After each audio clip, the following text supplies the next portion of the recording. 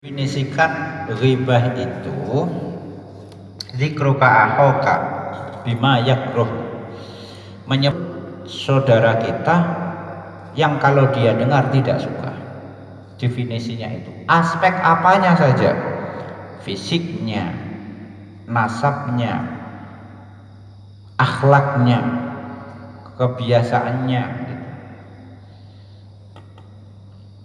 Terus muncul pertanyaan, ada sekelompok ulama yang pandangannya begini, kalau yang digunjingkan urusan agama ya kan tidak masalah.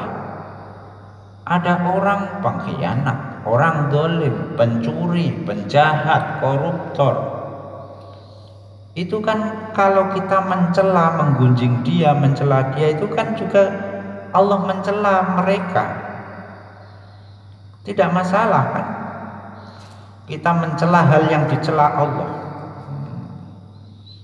Rasulullah sendiri itu pernah diceritakan di hadapan Rasulullah ada perempuan soleh, sangat soleh, amalnya baik, suka puasa, suka tahajud, tapi mulutnya busuk, suka menggunjing orang lain. Ketika Rasulullah diceritani ada profil perempuan seperti ini, apa jawabnya Rasulullah? Iya finnar, dia kelak di neraka.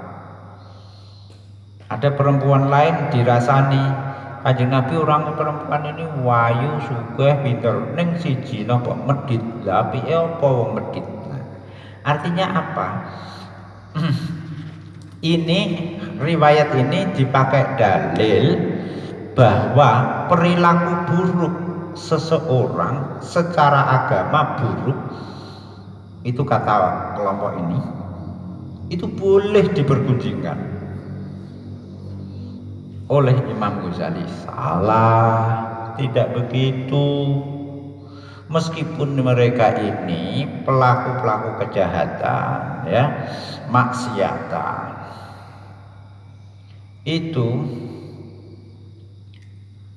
tidak boleh digunjing, dirasani. Yang seandainya mereka dengar, mereka juga marah, tidak suka. Lah soal peristiwa Nabi disebutkan di hadapan Nabi tentang perempuan yang akhlaknya buruk, kemudian Rasulullah mengatakan masuk neraka. Itu konteksnya para sahabat minta pandangan Rasulullah, tanya ke Rasulullah, bagaimana perempuan yang profilnya begini. Oh, di neraka. Bagaimana kalau begini? Lah terus apa baiknya kalau perempuan itu medit? Nah, tujuannya para sahabat tidak merendahkan perempuan-perempuan itu, satu. Yang kedua, juga itu dilakukan di majelisnya Rasulullah, majelis ilmu. Jadi untuk belajar, pembelajaran. Yang ketiga, ijma' para umat Islam menyatakan apapun yang kita gunjingkan termasuk aspek agama, kejahatan dia, kalau dia dengar kok tidak suka, itu tetap menggunjing, tetap mau makan bangkai saudara sendiri meskipun dia jahat. Ya kata Rasulullah lah, yaitu pokoknya asal dia dengar tidak suka, yaitu gitu. Lah terus kalau itu Nabi kita itu menceritakan apa adanya, dia kenyataan masih ngeyel, tapi kan dia juga mencuri betulan, dia kan zalim, dia kan penjahat, kan jujur itu kita, tidak bohong apa adanya. Lah yang jujur tidak bohong itu namanya mengunjing. Kalau dia orang baik, kamu gunjingkan orang sebagai orang jahat, itu tidak ghibah, itu namanya iftira, ngarang ngibul. Ngarang ngibul, apa tadi kata saya?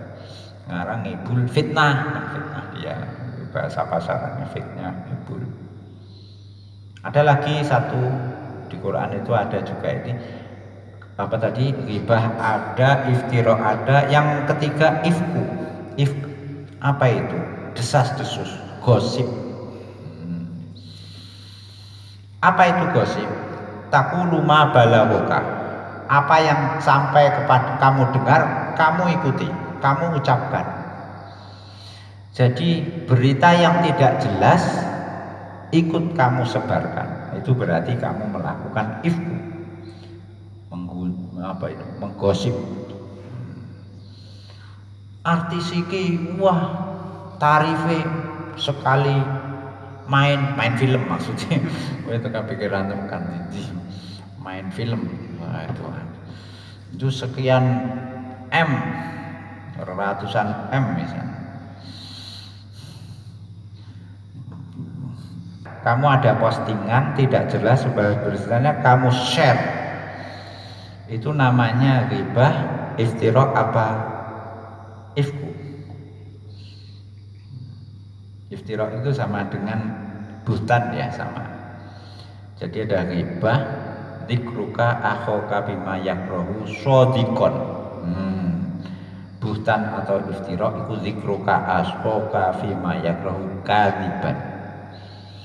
Kalau ifku iku antakula ma balagho. Jadi mengomong desas-desus, kamu berbicara tanpa fakta, tidak jelas benar, tidak jelas bohong, kamu ucapkan, itu namanya ifku. Makanya ada hadisul ifki, kabar bohong, maksudnya gosip tentang Siti Aisyah. Kalau berita tidak jelas, itu berarti ifku, tidak ghibah, tidak iftiraq atau buhtan. Hati-hatinya Ibnu Sirin itu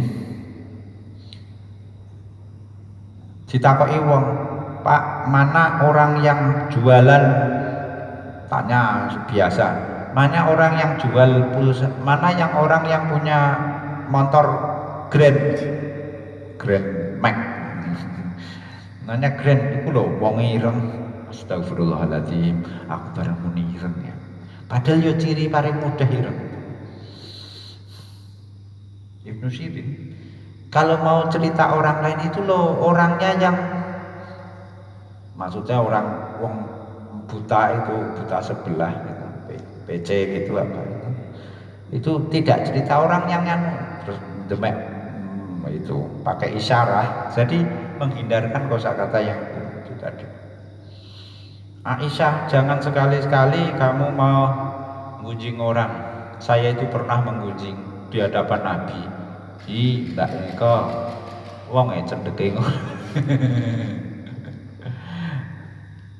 didengar Kanjeng Nabi. Aisyah, coba kamu apa itu untahkan. Betul saya untah, keluar itu darah, ada dagingnya berumpal itu. Kowe nek sani wong krungu kamu tidak suka, pengen lepeh gue nek metu darahnya, wah itu berarti kamu mulai sakti. Kapok wong ora wani ngrasani. Jangan sekali-sekali ngrasani ku apa. Kowe nek mutah-mutah keteh. Kowe nek terus